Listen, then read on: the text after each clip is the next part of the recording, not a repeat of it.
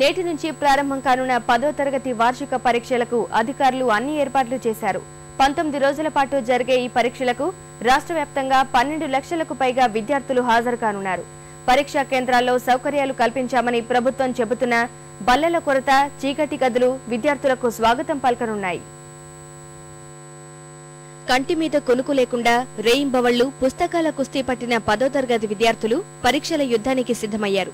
నేటి నుంచి ప్రారంభం కానున్న 10వ తరగతి పరీక్షలకు రాష్ట్ర వ్యాప్తంగా 5646 కేంద్రాలను ప్రభుత్వం సిద్ధం చేసింది.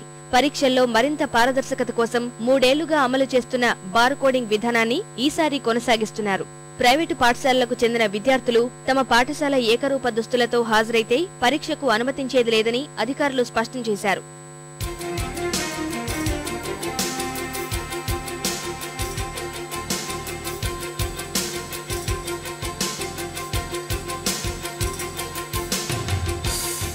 ఈ ఏడాది నుంచి నేలపై కూర్చొని పరీక్షలు రాసే పద్ధతికి స్వస్తి పలికామని విద్యాశాఖ మంత్రి చెబుతున్నా 1000కి పైగా కేంద్రాల్లో ఫర్నిచర్, వెలుతురు సమస్యలున్నాయని అధికారులే ఒప్పుకుంటున్నారు. చూసిరాతను ప్రోత్సహించే ఇన్విజిలేటర్లపై కఠినంగా వ్యవహరిస్తామని ఉన్నతాధికారులు హెచ్చరించారు.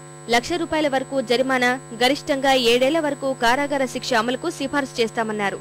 ఉదయం 9:30 గంటలకు ప్రారంభమయ్యే పరీక్షకు పావుగంట ఆలస్యంగా వచ్చిన వారిని మాత్రమే అనుమతిస్తామన్నారు. ఈ ఏడాది కొత్తగా ప్రవేశపెట్టిన ఆన్లైన్ విధానం ద్వారా 1,00,000 మంది విద్యార్థులు హాల్ టికెట్లు డౌన్లోడ్ చేసుకున్నారని అధికారులు వివరించారు.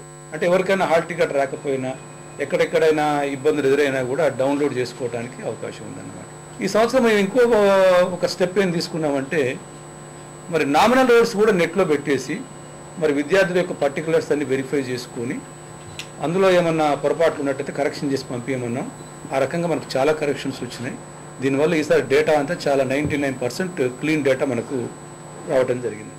ఈ ఏడాది నుంచి 10వ తరగతి పునః మూల్యాంకనంలో సోషల్ సబ్జెక్టును సైతం చేర్చడంపై విద్యార్థులు ఆనందం వ్యక్తం చేస్తున్నారు.